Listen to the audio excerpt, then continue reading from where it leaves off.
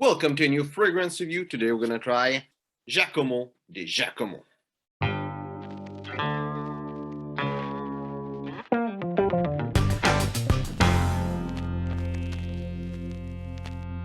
So I got a sample and it came with a white box that has absolutely nothing and that little cylinder instead of a cap. I don't care about the box so much, but I will enjoy a cap. But anyway, and the bottle here is what it looks like. I thought it would have been like the other one. I'm gonna show you the red version of this. So the red version is the same kind of bottle, and I would have expected the cap to be that little kind of cap that opens with a button, but it's not, and that's why I took the tester. But should have paid a little bit more and have a cap to go on the bottle. If you don't mind, I'm gonna talk about this a little bit now.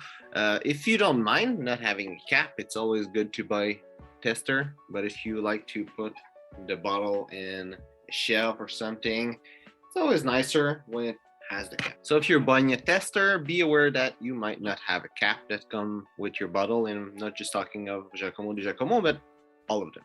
So now let's try the smell. So I'm spraying it really far from me so it don't goes everywhere in the air, but I'm still smelling it from one spray. Strong is really powerful of this fragrance. I'm smelling a little bit of aldehyde, though there's no aldehyde there, but there's definitely the impact of aldehyde in the fragrance. There's cloves that is really powerful. I will describe the smell as being hot. I know that hot is not a smell, but it smells hot, like heat. Somehow it smells a little bit like a barbecue, not necessarily an open barbecue, but just like the object, the barbecue, like the smoky smell of barbecue. There's a mix of different spices and herb. Picking up a lot of cumin, picking up a little bit of iris, and picking up some cypress. And I see a lot of time in fragrance a note of iris and cypress together, and I would assume that there's some aroma chemical that smell both of them, and it's probably that same aroma chemical.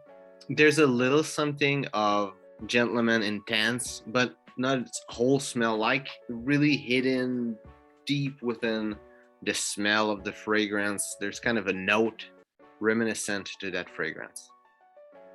Picking up a little bit of galbanum, a little bit of oak moss, pretty much all I can pick up on paper. On my skin, what I'm picking up, there's a lot of clove, and it's a really smoky fragrance. There's no smoke note disclosed in the fragrance, and I wouldn't say that it smells like smoke, but it feels smoky the way it smells. Picking up also a lot of oak moss, a lot of cinnamon, a lot of cumin, and somewhere more in the beginning I'm picking up a lot of galbanum. Not straight in the beginning because the clove smell is really powerful. Toward the beginning of the fragrance I'm picking up a lot of herbal notes like basil, sage, galbanum that I already said.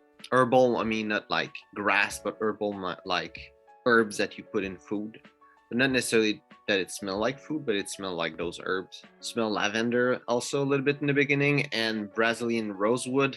All those notes are more deep under big smell of smoky clove and cumin and cinnamon and oak moss. It's under it, but it's still noticeable. I would say lavender and rosewood, especially rosewood, is more apparent as a distinct note in those undertone note. As it dries down, I'm picking up also some iris, some geranium, some cypress, and more toward the dry down, I'm starting to pick up a lot of amber that goes through the fragrance, and a little bit of musk also. Projection is really good. About 6 feet, people are able to smell the fragrance, at least on my skin, and longevity is really good. It's over 12 hours. For the complete note breakdown, there's just notes. It's a really linear fragrance. So the notes are cloves, oak moss, patchouli, cinnamon, basil, lavender, musk, rosemary, cardamom, Brazilian rosewood, amber, geranium, cedar, galbanum, cumin, cypress, iris, sage, cyclamen, grapefruit, and lime. And where I would see this fragrance, for me, it's really a business fragrance. It's spicy, it's smoky, it's really special, the kind of scent, really bold, really powerful. So it will be great business scent. I think it will be a bit weird as a dating scent, though it projects a lot. So as a clubbing scent, it could be nice. Wouldn't be my number one pick or recommendation, but it could be a nice scent for that purpose.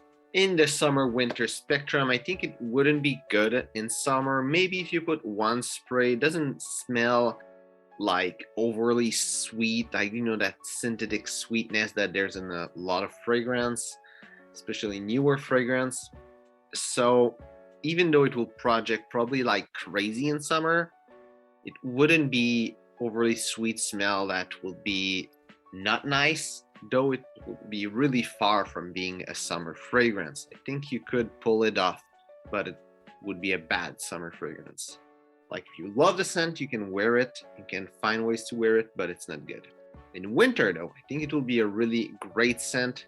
In winter, the projection is really big, and especially now it's during fall and the scent managed to project well. So during winter outside, even though it might not reach that 6 feet with little bubble around you, I would assume that projection will be pretty good even outside in winter. And as an everyday scent, I would say that the type of scent is absolutely not an everyday scent. It's bold, it's really different. I would compare this to what people usually call niche fragrance, though it doesn't have the price and people might say, oh, it's not niche, but I would compare this to niche fragrance. Wouldn't be necessarily office appropriate, might be a little bit loud as a fragrance, as an everyday scent, but it smells great, it lasts a whole day, and it's cheap.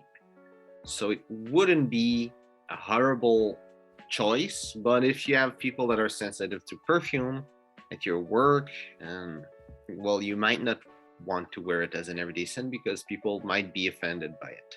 I don't think it smells bad or something that people will be offended by, but it's something that would be absolutely bad for people that are sensitive to fragrance. Personally, I love this fragrance. I tried 3 fragrances from Jacomo De Jacomo, Ambro De Jacomo, and Jacomo De Jacomo Red, and this one is by far the best. Smells great, smells amazing. It's definitely something I will keep wearing, especially this winter. It's the beginning of winter, so I'm gonna probably wear it a lot in the following weeks and months as it's cold. It's gonna get colder.